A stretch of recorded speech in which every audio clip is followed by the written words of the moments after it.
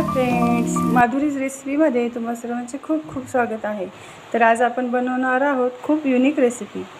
उन्हाळा सुरू झाल्यापासून खूप चमचमीत आणि आंबट असे पदार्थ खावेसे वाटतात। तर आपण आता बनवणार आहे कैरीचं लोणचं।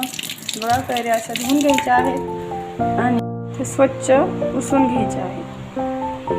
कैरी आपण अशा स्वच्छ धुवून घेतलेल्या आहेत व आपण बघूया इन्ग्रेडियंट्स। साठी लागणारे साहित्य आपण घेत आहोत 4 स्पून शोफ, 4 स्पून मोहरी आणि सॉल्ट 4 स्पून,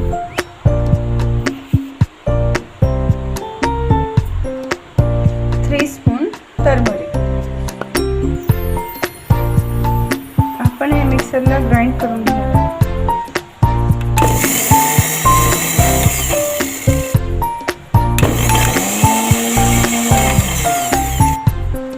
बघू शकता छानपैकी बारीक झालेला आहे।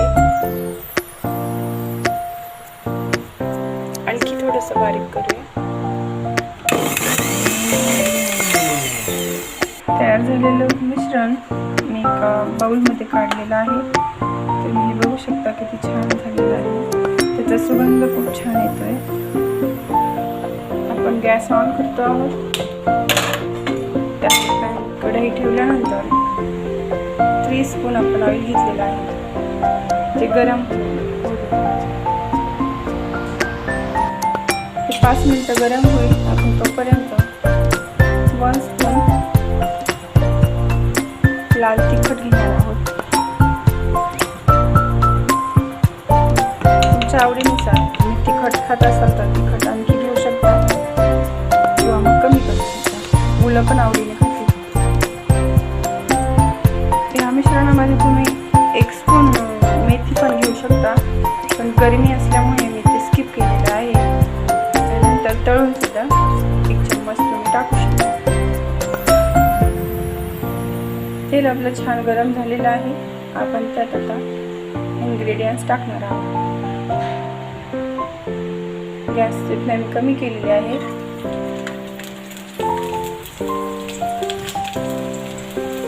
लसूण असं फ्राय करून घ्यायचा। आपण गॅस बंद करून घेणार आहोत। मिक्स करून घ्यायचं थोडंसं तपकिरी रंग येईपर्यंत त्याला तेलामध्ये फ्राय करायचं। गॅस बंद करून घ्यायचा आणि तिखट टाकून ते पण छान असं मिक्स करायचं। त्याने आपल्या लोणच्याला छान रंग येतो।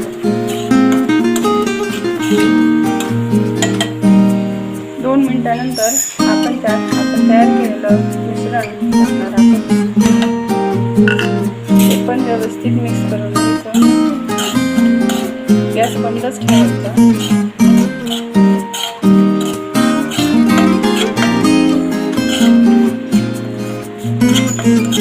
मिश्रण छान गार होईपर्यंत आपण कढई असं खाली ठेवणार आहोत हवेशीर।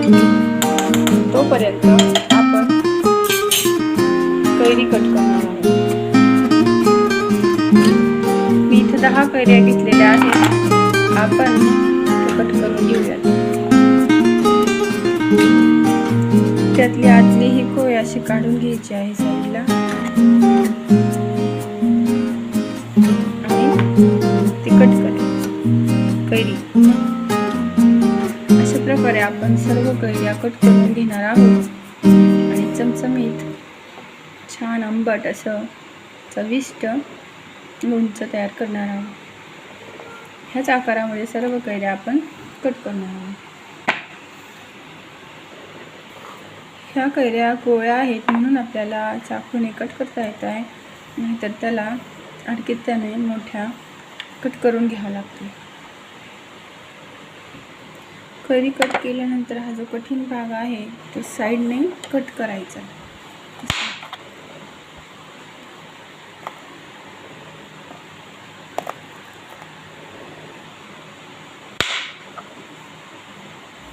या प्रकारे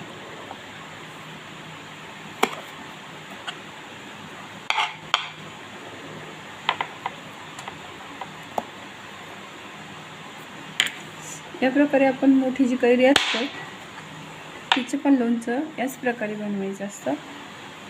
फक्त ती कैरी आपण मोठ्या कैरीने फोडावी लागते. एका हाताने कैरी कट होते छान.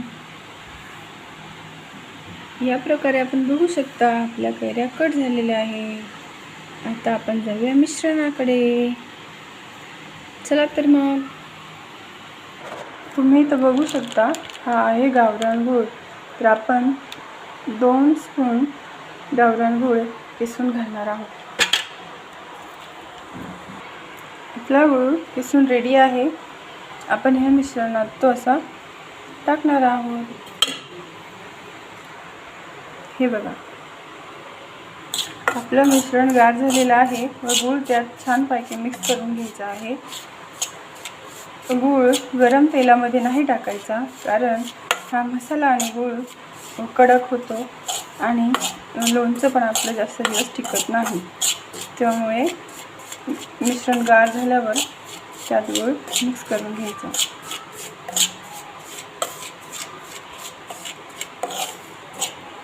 यात आपण आता कैऱ्या टाकणार आहोत. एक गोष्टीची काळजी घ्यायची आहे.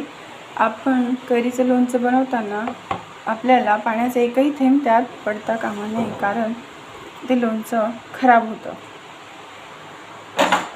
त्यामुळे शक्यतो कोरडंच असावे. सर्व भांडी वगैरे आपण जी वापरतो ती स्वच्छ धुवून कोरडी करूनच घ्यावी. कैरी पण आपण स्वच्छ धुवून पुसून घेतलेली आहे. त्यामुळे आपलं लोणचं बरेच दिवस टिकणार आहे आणि हे छान लागतं. मुलांना पण खूप आवडतं. तुम्ही एकदा ही रेसिपी करून बघा, ट्राय करा. खूप मस्त झणझणीत, चमचमीत, आंबट आणि गोड असं कैरीचं लोणचं आपलं तयार आहे. आपण हे असंच ठेवून कंटेनरमध्ये प्लास्टिकच्या काढून घेणार आहोत. मम्मा टेस्ट करी दे ना. बरं, हे बघा माझ्या मुलीला पण मोह आवरलेला नाही आहे आणि ती पण लोणचं खायला मागते. घे ग, तुला पण खायचं. घे, पकड. कसं झालंय सृष्टी लोणचं? खूप टेस्टी. कसं? खूप टेस्टी. थँक्यू. शरी, कसं झालंय लोणचं? Tasty.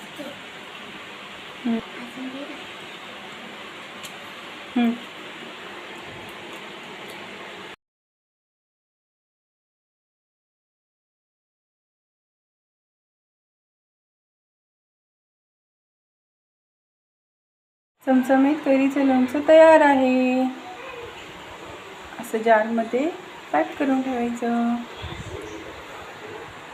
Thanks for watching. Like, share and subscribe my channel.